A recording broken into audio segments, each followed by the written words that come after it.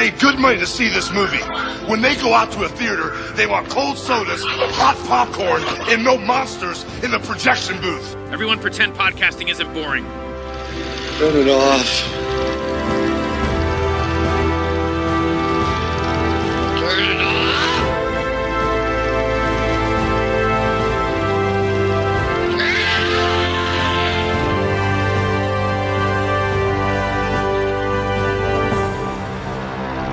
America and Christianity are like baseball and apple pie, and we celebrate them together.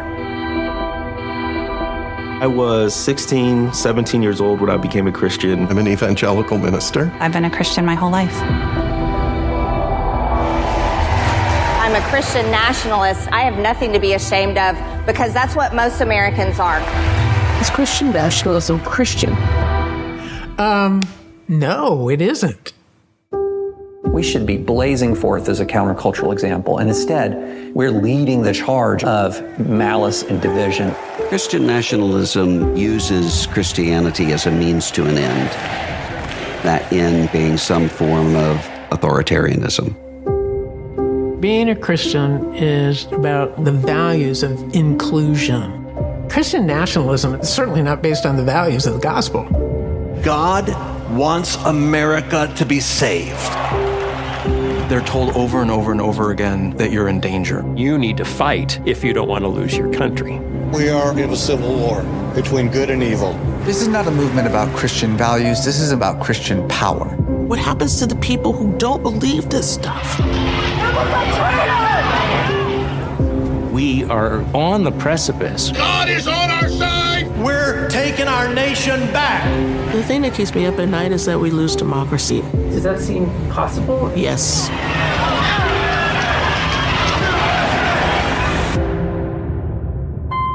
Christianity at its best is committed to love and truth and justice. If we do this right, what a country we will be.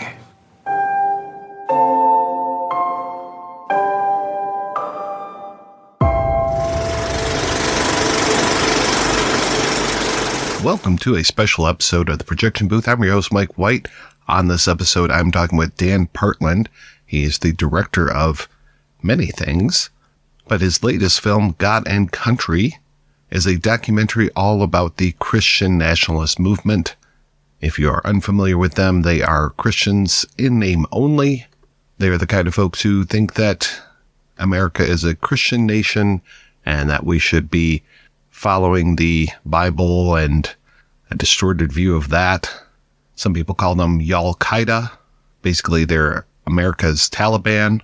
The film opens February 16th, 2024, and it is very worth your time to check out. Thank you so much for listening, and I hope you enjoy the interview. Tell me a little bit about you and how you even got into filmmaking.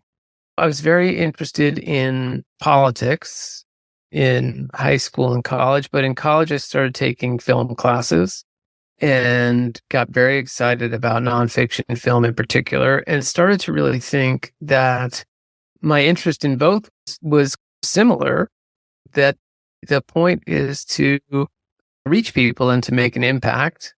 And I started to think that media may be every bit as good or better way to reach people and change the world than just going down the road of politics and policy, and that it also might be just a funner way to do it. So did you end up going to film school? I went to a liberal arts college in Connecticut, Wesleyan, that had a strong undergraduate film program. And they had a new professor, a young professor, who they had just brought in, whose focus was nonfiction film, Jonathan Mednick. He became a good friend, and he and some other friends of mine, when I graduated, we started a little company together and we started making documentary films. We actually started doing it while I was still enrolled. It was just a fun sort of side project. And he was much older, 10 or more years older. And so he had a lot more experience in the world and maturity. And so we took ourselves a lot more seriously than other 20-year-olds were, because we had a 32-year-old college professor who was our partner. That's where it all started. And then when I got out of college, I moved to New York City and I started working. I had equal interest in scripted films. And so I started working on a lot of indie features just as a crew guy in New York City. And that was tough because being a crew guy on an indie feature, they were great films, but I started to get just discouraged at how limited the offering was there. And I thought, but there's also, I'm lucky that I have dual interests. I'm really interested in nonfiction stuff, and some of the greatest documentary filmmakers in the world are here in New York City, and it's pretty accessible. So I just went up. I heard that a company called Maisels Films. Albert Maisels was one of my real heroes in studying cinema verite, and I really wanted verite was what it was all about for me on the documentary side. And so just knocked on the door there and got lucky, got a job. They had a position opening up, and I was on staff at Maisels Films, learning from the very best folks out there.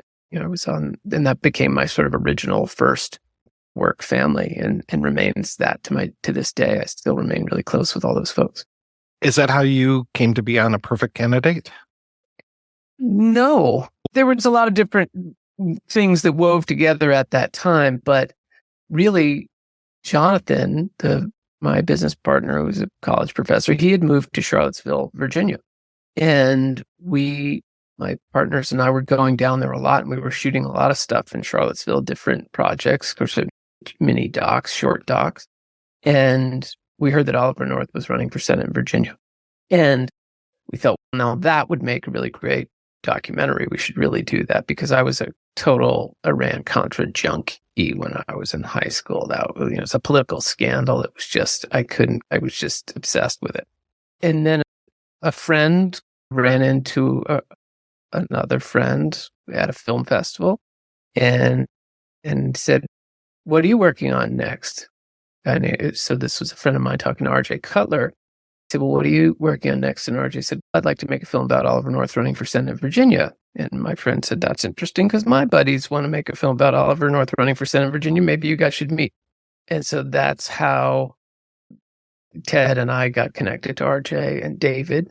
And the four of us worked on and off on that. RJ and David were older and more experienced and had great connections, and we learned a lot from them. They were the producer directors, but Ted and I worked on the early days, and then we left the project for a while to do Welcome to the Dollhouse, and then we came back on and worked on it more in the finishing days. You've done so much producing and quite a bit of directing as well. Was Unfit your first feature documentary? Yeah, it was my first feature doc where I was producing and directing. I'd really had a 20 or more year break from features to work in television. And so that was really had become the mainstay of my work and my work experience.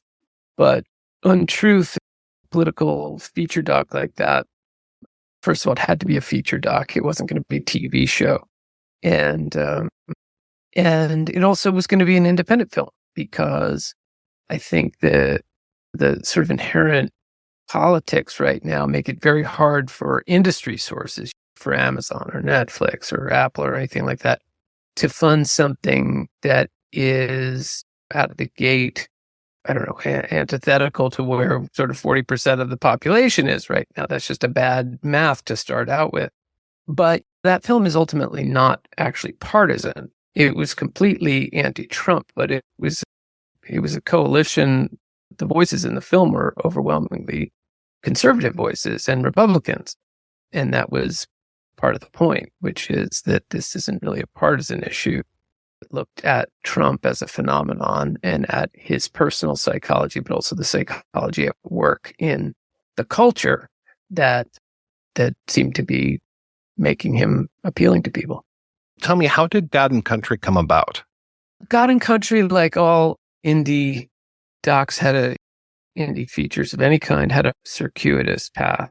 It really, my association with, so there was a producer named Steve Oken who has a very interesting story himself, because he had been instrumental in launching a Christian film label within Sony Pictures. So he came from mainstream establishment entertainment industry and was charged with getting a new shingle up that was specific to the Christian audience. And so he wasn't from that world, but he had to learn it inside and out, and he really learned it and became immersed in it, and I think made a lot of great friends and connections there, and was very influenced by that experience. And then a bunch of other steps happened, and eventually he was working at PureFlix, which was intended to be Christian answer to Netflix. And in the run-up to the 2016 election, and basically I think he saw from the inside how not just that company, but how about the whole extended Christian media world that he was in was getting radicalized. And I think that's really what led him to want to speak out about it, to find a way to talk about it. He optioned a book by Catherine Stewart called The Power Worshippers. Excellent bit of reporting, really insightful. And he went through a bunch of steps, but eventually he got it to Rob Reiner, who was very moved by the book and basically sent it to me and said, hey, if you're interested in doing this, I think you would be a great fit. And then he said to the producing team, he said, look, I want to help this thing get started, but I think I want to be at arm's length. I don't want to be anywhere near it ultimately, because I think my presence would be a distraction from the content. And that's not the point. So he passed it to me with the idea of just passing it and moving on. And then really he was, until it was at arm's length and really just encouraged me to make whatever film I wanted to make, super supportive in that way. And then at some point later in the game, I think he just was very excited by the content and felt adding his name to it, even though it's on some level distracting, it also would be valuable to heightening the profile of the project. And so then he decided to really just be all in on it. And he's been tremendous and passionate about getting the film out there.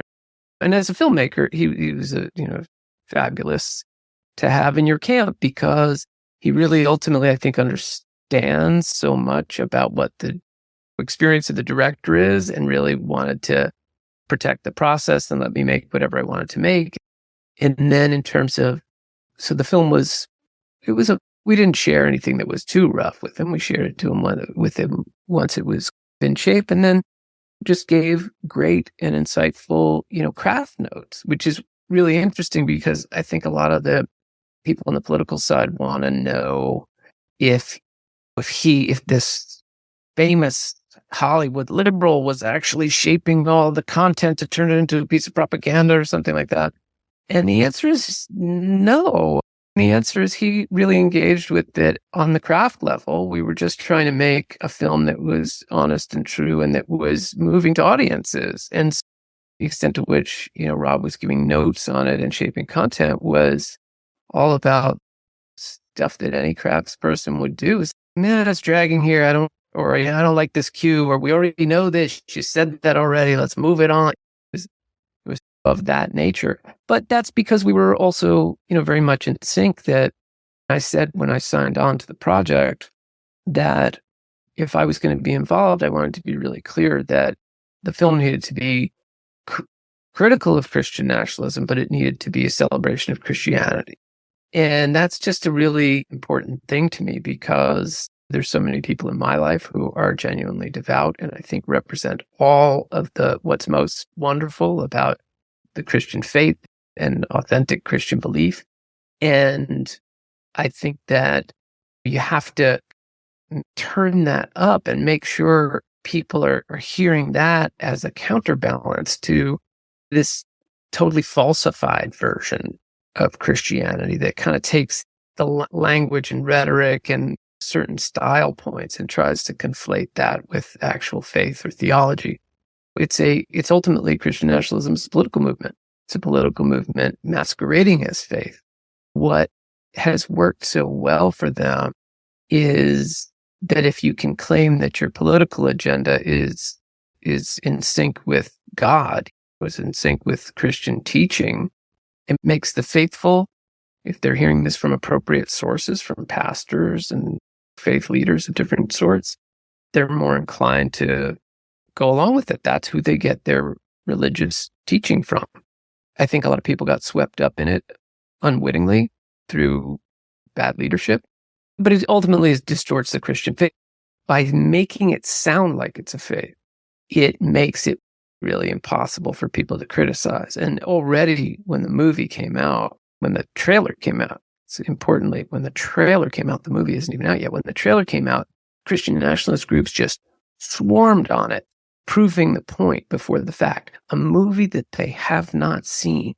They came out with all guns blazing about how this was an attack on Christians and Christianity, and they want us to give up our faith, and they want to keep it out of the public square in every possible way, and all this kind of stuff that is just completely bogus. The movie has nothing to do with that. The movie actually is explicitly a pro-Christian movie and is really led by some of the most respected conservative Christian voices. Yeah, I had to go into IMDb and clean up your listing because I don't know if you knew this, but for a while, film was written by Adolf Hitler. Ah, thank you.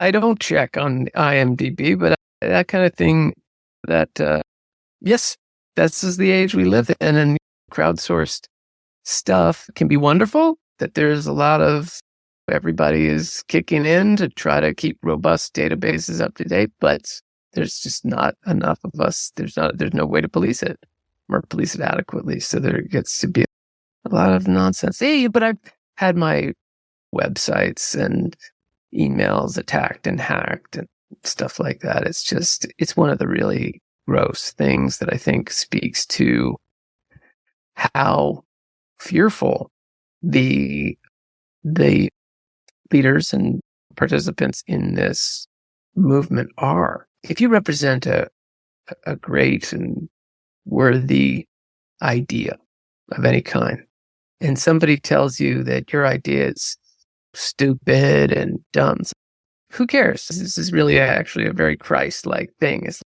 You're going to suffer. People are going to come after you because you're saying something this powerful and true, and they want to put it down because it interferes with their grip on power. But yeah, proponents of democracy don't need to go out and attack people in this kind of virulent way and threaten their safety, their life, hack their websites, and basically just vandalize them online and try to do personal attacks like that. I think it's just also so much ends up being evidence of a deep-seated fear that people talking about this are going to gain traction. They're going to gain traction the more it's talked about, and it is going to diminish the power of Christian nationalists. And I think that's true. So they would really like for people to not be talking about it. Backing up a little bit, how were you at the front of Rob Reiner's Rolodex to give you a call and say, hey, we should do this? Rob and I knew each other a little bit. We had together on a project a bunch of years prior that didn't end up coming together, but we connected on a lot of different levels. And then he knew some of my work. He had seen some different films and was a fan of that work, and he just felt like I would probably respond to the material. And he was right. And how did you pick your subjects for the film? How did they all come together? Because I did notice you talked about how with Unfit, it was very much using Republicans to criticize Trump. It wasn't a partisan thing necessarily. And I noticed with this one, almost everybody that, if not everybody you interview, are all Christians or real leaders of Christian thought. To have the VeggieTales guys in there was a surprise, but a pleasant one. Yeah. Look, when you're doing a project like this, I think what you want more than anything is to just have the best voices, the strongest, most authoritative voices, the people who have the best insights. And there are secular scholars in the film as well. Although when I say secular, their scholarship is secular. Most of even the scholars in the film are also fairly devout people, but not all. You want a mix of perspectives. And the secular voices in the film and scholars, I think, are excellent. But you also want people who have the nuance, who are more similar religiously, ideologically, culturally, politically, to people who have gotten swept up in it. So I think that the insights that came from the Christian conservatives who we interviewed, I think ended up rising to the top of the heap because I think they just understood it better. And of course, I want, highlight, and this is a democracy, and we have to get back to this idea where we can make partners and partnership with people we don't agree everything with, but we respect them and they have an important contribution to make. And I definitely feel that way about, I'm very grateful to a lot of the folks who are in the film for signing on that level and in good faith in the way, and that they trusted me that it would be fair, that I was looking to be fair and true and to make something that would reach people, not to just make something that was, a hackish piece of propaganda. We don't need any more of that. There's been a lot of that out there. And I think as our sort of siloed media environments continued, I think there's good business in it. Business interests can drive this stuff, which is, we saw how in the 80s and early 90s, the format for political talk on cable television and network television was that you'd have someone from one side and someone from the other side, and then someone who was either neutral or a moderate, right? Or sometimes there would be the host whose job was to be neutral, and there would be somebody from the middle of the political spectrum, someone from either side. And then they would hash it out, point counterpoint style. And that is interesting and engaging and lets you hear from both sides. And that should really be a good thing. But I think what happened was everyone got so sophisticated at talking points that you could actually watch a show like that and learn nothing meaningful because they were all really well orchestrated, market tested talking points where nobody was actually saying what they felt. They were saying what was rhetorically powerful or what they thought the messaging should be. And I would say just broadly, I think this came to a head with the 2000 election because, and by then Fox News had started already, but it came to a head with the 2000 election because you had two very different candidates in Bush and Gore who really represented very different interests from the country. But if you look at what debates were about, if you look at what was being argued and discussed in political, because they were both running to the center for the campaign, the debate was about what the details of prescription drug coverage were going to be in each of their plans. Their plans were almost identical. And the media somehow failed to really differentiate those candidates very much. And we ended up with a dead heat election. It's really hard for 200 million people or whatever, probably is, then it was probably only 150 million or 20 million, to go to the polls and have effectively a nearly dead heat election, both in the Electoral College and the popular vote. Very close. But really, a little bit before then and then accelerating after that, the format of those panel shows stopped being a point, one person from one side, one person from another, and a moderate, and it went to the new panel is just everybody agrees with each other. That's what the news is now, is we have a panel of everybody who has the same point of view. Now,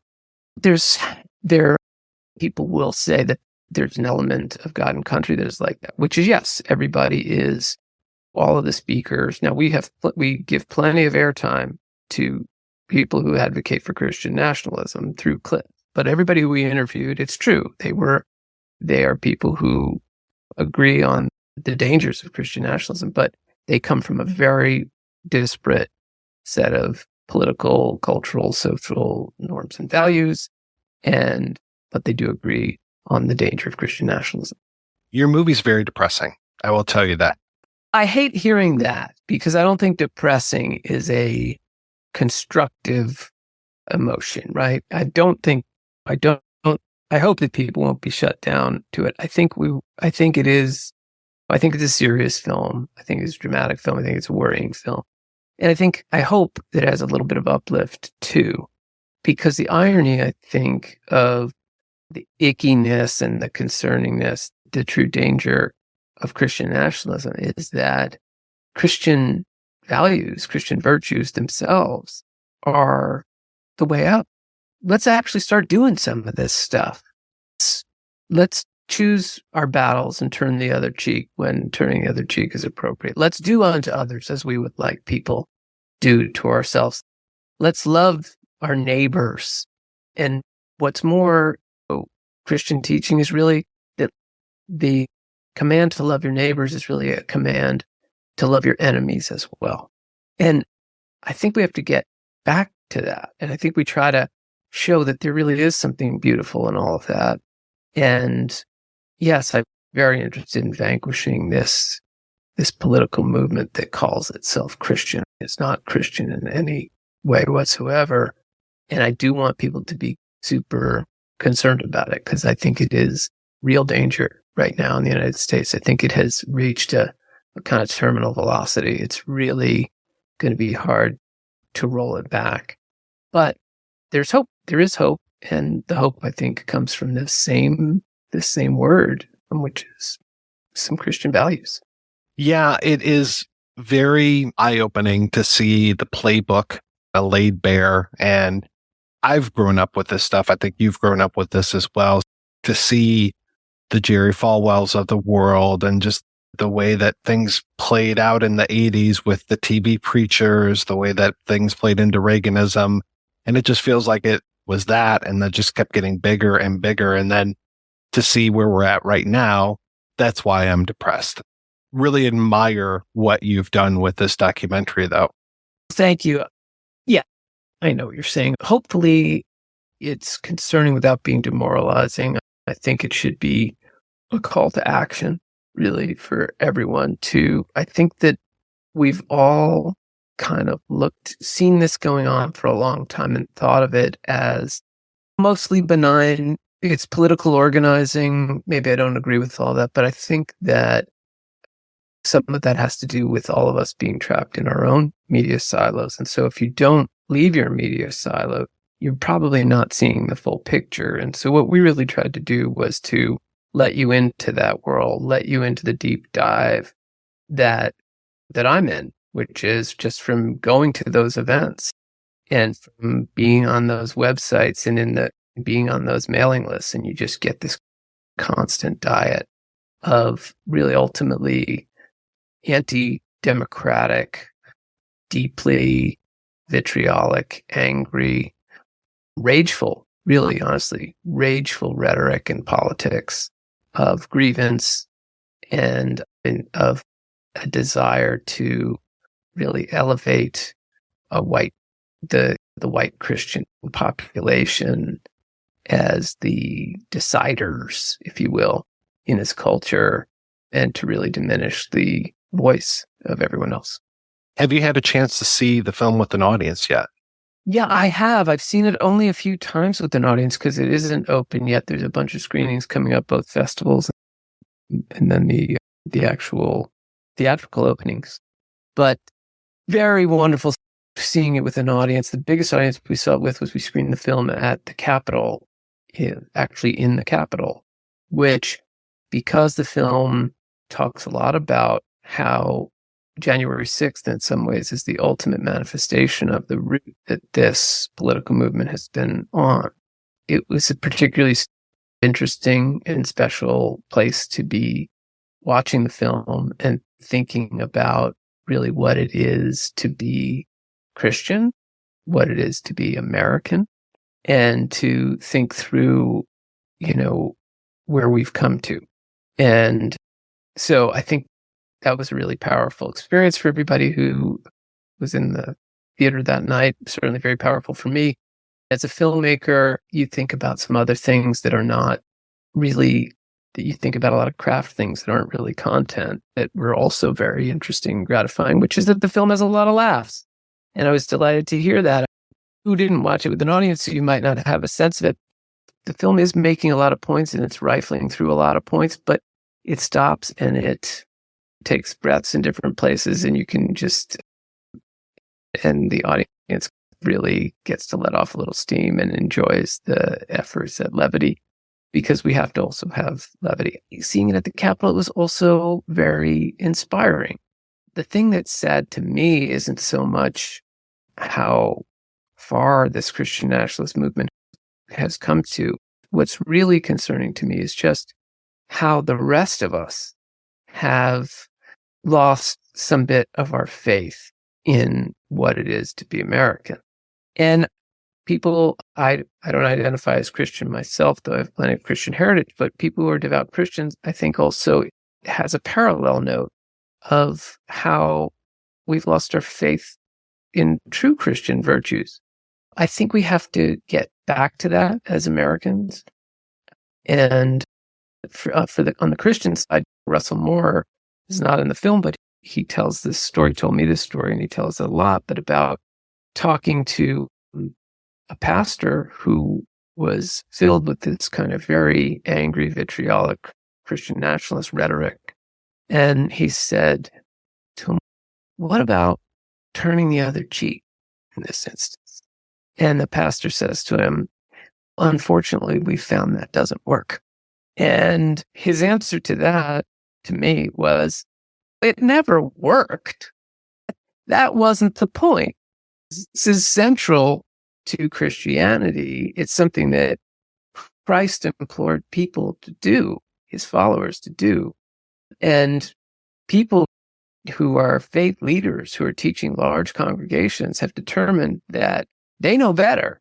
They know better than Christ about what is Christian. And the reason for that, it is the central issue for Christian nationalism, which is it has taken some of the rhetoric from the Bible, some of which does speak about a kind of spiritual warfare, and it's translated into a much more literal idea of warfare. The point in warfare is to win. And the point in spiritual warfare is to reach people's souls. When the pastor says that turning the other cheek doesn't work, and Russell Moore says it never worked, what he means by it never worked is it never worked at amassing power for the person who did it. Literal money and authority in the society, but it gave them spiritual power and it gave them peace. And so it worked in the sense that we were making a better world because people were exercising some judgment and letting others live the way they want to live and turning the other cheek, or loving your enemy again, or doing unto others. That those things don't work to bring you power, to bring you literal, physical money and power, but they give you spiritual power and authority because they're the good and decent, humane things to do that make it a better world. Dan, I know you'll be supporting this release. It comes out, I believe, mid-February of this year, which I'm looking forward to more people being able to see it. What's next for you after that? There's a lot of things bubbling up. I don't know if there's anything I could talk about right now, but I do have another film that's in the pipeline that is shortly behind it, hopefully shortly behind it, which is called Untruth, which is imagined as a kind of sequel to the film Unfit. Unfit was a film, the subtitle, which was The Psychology of Donald Trump. And I think for Untruth, which unfortunately is necessary, is going to be, the subtitle is going to be The Psychology of Trumpism, because I think that Trump's personal psychopathologies are not really the point. They weren't even really the point the first time around, though they are very predictive of how he's going to act when he's given power, because that is a well-documented personality type. The malignant narcissist is a well-documented personality type, and we've seen what people with that personality profile are capable of when they're given power. Now, they are capable of horrific things when they're not in power, meaning there's monsters like that who don't rise up to the top, who just, create havoc in the lives of the people who they're interacting with because of their absolute sociopathy, their absolute willingness to hurt and destroy others if it brings them anything at all, pleasure, just enjoyment even. Anyway, so that film, Untruth, is really about the psychology of Trumpism and about the ways in which disinformation and authoritarianism working together at the moment to destabilize the society. Once again, the name of the film is God and Country. It opens in theaters on February 16th, 2024. Dan Partland, thank you so much for your time today. This was great. Thank you. Thanks for having me.